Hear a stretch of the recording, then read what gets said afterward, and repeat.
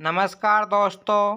भगवान श्री कृष्ण ने बताया जिस व्यक्ति के भाग्य में बहुत पैसा होता है उसे ये 9 संकेत मिलते हैं। दोस्तों, इस संपूर्ण संसार में सर्वशक्तिमान ईश्वर ही है और उनकी इच्छा के बिना एक पत्ता भी नहीं हिलता है।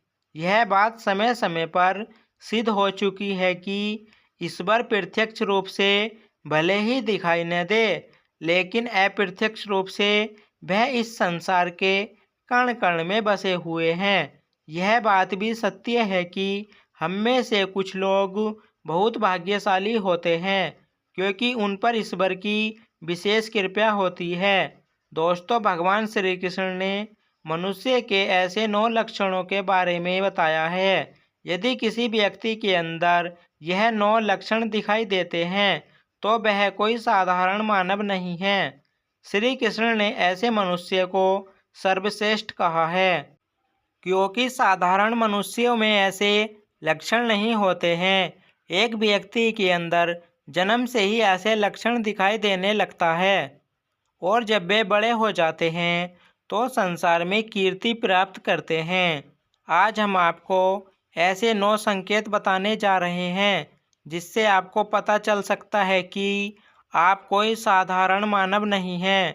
आप बाकी साधारण मनुष्यों से अलग हैं और भगवान हमेशा ही आपके साथ रहते हैं। तो चलिए जान लेते हैं उन संकेतों के बारे में। लेकिन उससे पहले अगर आप भी चाहते हैं कि माता लक्ष्मी का आशीर्वाद आप पर सदैव बना रहे तो इस वीडियो को एक लाइक करके आपके अपने चैनल श्री वास्तु ज्ञान को सब्सक्राइब कर लें और कमेंट बॉक्स में जय लक्ष्मी माता अवश्य लिखें।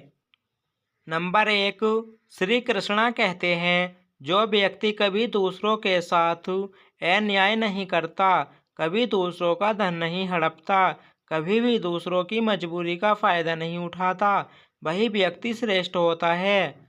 जो मनुष्य कभी दूसरों की आजीविका पर चोट नहीं करता और न ही कभी दूसरों से घृणा करता है, वह मनुष्य संसार में कीर्ति पाता है। नंबर 2, जो कभी दूसरों की बुराई नहीं करता। श्री कृष्णा कहते हैं जो व्यक्ति जीवन में कभी दूसरों की बुराई नहीं करता वह सदैव ही दूसरों के विषय में अच्छी बातें ही करता है, वही व्यक्ति सर्वश्रेष्ठ होता है। आजकल लोग छोटी छोटी बातों पर दूसरों की बुराई करते हैं। हर वक्त दूसरों को अपमानित करना, दूसरों की चुगली करना, दूसरों को हर्ट करना आदि प्रकार के निंदित कार्य करते रहते हैं। इसी कारण से वे लोग जीवन में कभी सफल नहीं होते हैं। नंबर 3, दोस्तों, कई बार हम मंदिर या किसी धार्मिक स्थल पर भजन कीर्तन या कथा सुनने जाते हैं। कितने सुंदर भजन हो या कितनी भी अच्छी कथा हो, बीच बीच में हमारा ध्यान भटक ही जाता है और हम कभी अपने घर के विषय में तो कभी अपनी किसी समस्या पर या फिर आसपास बैठे लोगों का विचार करने लगते हैं। लेकिन कुछ लोग ऐसे भी होते हैं जो यही भजन कीर्तन या कथा सुनने में इतने लीन हो जाते हैं कि उन्हें किसी भी बात का होश नहीं रहता है। बस उन्हें अपने आसपास पवित्रता का एहसास होता है और बहुत ही शुभ ध्वनियाँ सुनाई देती है, जैसे मधुर बांसुरी या मंदिर के घंटे की आवाज़। निश्चित ही ऐसे व्यक्ति ईश्वर की कृपा के अधीन होते हैं और ईश्वर उनके बहुत ही समीप होते हैं और इसलिए ही उन्हें इन चमत्कारी ध्वनियों का आभास होता है। जो व्यक्ति ईश्वर के चरणों में ही परमानंद की अनुभूति करता है और ईश्वर भक्ति को ही वास्तविक आनंद मानता हो, ऐसा व्यक्ति ना तो कभी दुखी रह सकता है और ना ही किसी को दुख दे सकता है। ऐसे व्यक्ति का मन और मस्तिष्क हमेशा शांत रहता है, जिससे वह कभी भी सत्य और सदाचार के मार्ग से विचलित नहीं होता है। यही उसे ईश्वर से मिला हुआ एक विशेष आशीर्वाद होता है, जिससे वह हमेशा समाज में एक आधार और सम्मान का स्थान प्राप्त करते हैं। नंबर 4, जो व्यक्ति समाज के प्रति अपना दायित्व समझते हुए अच्छे और पुण्य के काम करता है, मुसीबत में फंसे लोगों की तथा गरीब और लाचारी व्यक्तियों की मदद करता है, आपदा और विपदा आने पर पशु पक्षियों की मदद करता है, बुजुर्गों का तथा शरीर से अपंग व्यक्ति का कभी अपमान नहीं करता, कभी किसी को हल्का समझकर उसका तिरस्कार नहीं करता है। वह मनुष्यों में सर्वश्रेष्ठ होता है। जिन लोगों पर ईश्वरीय कृपा होती है, उनके अंदर ही ऐसे लक्षण होते हैं जो खुद पुण्य के काम करता है और दूसरों को भी ऐसे काम करने के लिए प्रेरित करता है। नंबर 5, भगवान श्री कृष्ण कहते हैं, जो मनुष्य किसी भी कार्य को करते समय सुख दुख के बारे में विचार नहीं करता है, चाहे सर्दी हो या गर्मी हो, वह कभी अपने कार्य को बीच में नहीं छोड़ता है। चाहे कितनी भी संकट खड़े हो, वह अपने मार्ग से विचलित नहीं होता, हर स्थिति में अपने काम में लगा रहता है, चाहे उसे भला कहे अथवा बुरा कहे, अपना कार्य पूरी निष्ठा के साथ करता है।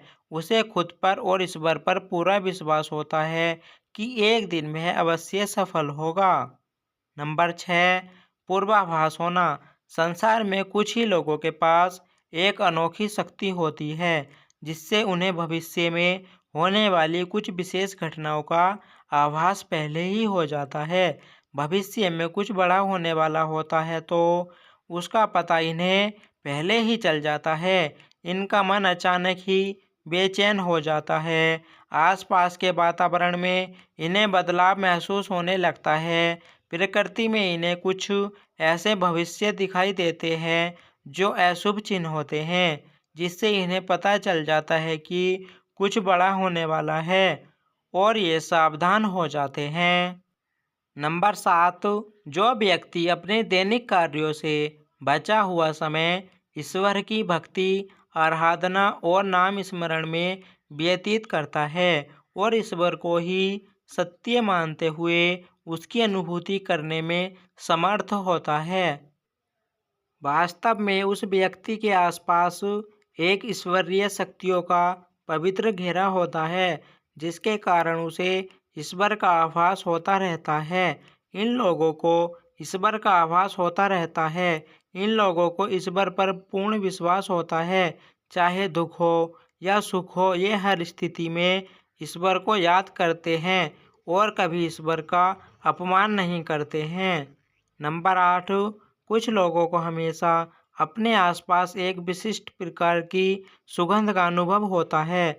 हमेशा सुगंधित फूल, धूप, अगरबत्ती, कपूर जैसी पवित्र सुगंध का झोंका सा हवा में तैरता हुआ महसूस होता है, तो यह उसके आसपास ईश्वर की उपस्थिति का संकेत होता है और देवी देवताओं का आशीर्वाद उस व्यक्ति पर होता है। नंबर 9, दोस्तों, हमारे शास्त्रों में ब्रह्म मुहूर्त का समय बहुत ही शुभ माना जाता है। यह दिन का सबसे महत्वपूर्ण समय होता है। शास्त्रों में इसे देवताओं का समय कहा गया है, क्योंकि इस समय पर वातावरण में एक अनोखी सकारात्मक ऊर्जा का संचार होता है। इसीलिए शास्त्रों में ब्रह्म मुहूर्त को ही जीने के लिए सर्वश्रेष्ठ माना गया है। दुनिया में ज़्यादातर लोगों की नींद ब्रह्म मुहूर्त के समाप्त होने के बाद ही खुलती है, परंतु अगर किसी व्यक्ति की नींद रोज ब्रह्म मुहूर्त पर अपने आप खुलने लग जाती है, तो यह एक अलौकिक संकेत समझा जाता है। नित्य ब्रह्म मुहूर्त पर जागने वाले लोग जीवन में कभी पराजित नहीं होते हैं। इस समय पर जागने वाले लोग सदैव प्रसन्नचित्त रहते हैं और ईश्वर की भक्ति में अपना मन लगाते हैं। इनकी बुद्धि अन्य लोगों से तेज होती है और यह बहुत ही समझदार होते हैं। ब्रह्म मुहूर्त पर जागने वाले लोगों का मन जलाशय की भांति शांत होता है। ये कभी क्लेश और लड़ाई झगड़ा नहीं करते हैं, कभी वाद विवाद में नहीं फंसते हैं। ऐसा व्यक्ति निश्चित रूप से ईश्वर की इच्छा के अनुसार ही ऐसा करता है। उसे ऐसा करने के लिए ईश्वरीय शक्तियाँ ही प्रोत्साहित करती है। आइए दोस्तों, अब जानते हैं इस संसार में मनुष्य योनि जन्म सर्वश्रेष्ठ क्यों है। दोस्तों, भगवान श्री कृष्ण के अनुसार प्रत्येक मनुष्य के जन्म के पीछे उद्देश्य होता है। मनुष्य योनि प्राप्त होना साधारण बात नहीं है।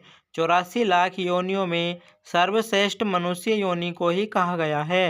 मनुष्य का जन्म लेकर प्राणी जो कार्य कर सकता है, वह किसी अन्य प्राणी के रूप में जन्म लेकर नहीं कर सकता। इसीलिए मनुष्य को ईश्वर को धन्यवाद देना चाहिए कि उसे मनुष्य योनि प्राप्त हुई है। मनुष्य का शरीर धारण करने वाले प्रत्येक प्राणी को इसका सदुपयोग करना चाहिए। संसार के कल्याण की भावना से कार्य करने चाहिए, किंतु कुछ मनुष्य का जन्म लेकर भी जानवरों की तरह बर्ताव करते हैं। यह बात भी सत्य है कि हम में से कुछ लोग बहुत भाग्यशाली होते हैं, क्योंकि उन पर ईश्वर की विशेष कृपा होती है और कुछ ऐसी शक्तियाँ उनके आसपास विद्यमान होती हैं जो हर समय उन्हें सही मार्ग दिखाती है और हर मुश्किल में सहायता करती है। यही नहीं, ये ईश्वरीय शक्तियाँ कुछ ऐसे व्यक्तियों को चुनती है जो खुद भी सही मार्ग पर चलते हैं और दूसरे लोगों का भी सही मार्गदर्शन करते हैं। यह लोग दूसरों को भी धर्म के मार्ग पर चलने के लिए प्रेरित करते हैं। लेकिन आप यह कैसे जान सकते हैं कि आपके साथ कोई अलौकिक शक्ति है जो सदैव ही आपकी रक्षा कर रही है, जिसके कारण आप कई बार मौत को छूकर निकल जाते हैं। किसी बड़ी दुर्घटना से आप बच सकते हैं या कभी किसी बड़ी मुसीबत में नहीं फंसे हैं। यह सब कुछ उस अलौकिक शक्ति के कारण हो रहा है जो आपकी हमेशा रक्षा कर रही है। भले आप उसे माने या ना माने, लेकिन वह हमेशा ही आपके साथ मौजूद रहती है। तो दोस्तों, अगर किसी व्यक्ति में ये 9 संकेत होते हैं तो उस व्यक्ति पर ईश्वर की विशेष कृपा रहती है, ऐसा समझना चाहिए। तो दोस्तों, अगर आपको भी ऐसे संकेत मिलते हैं तो आप भी कोई साधारण मनुष्य नहीं हो। आज की यह जानकारी जन रुचि को ध्यान में रखकर दी जा रही है। वास्तुशास्त्र के उपाय अपनी आस्था और विश्वास पर आजमाएं। हम इस संदर्भ में किसी प्रकार का दावा नहीं करते। अगर आज की जानकारी आपको पसंद आई हो तो इस वीडियो को लाइक करके आपके अपने चैनल श्री वास्तु ज्ञान को सब्सक्राइब कर लें। हर हर महादेव।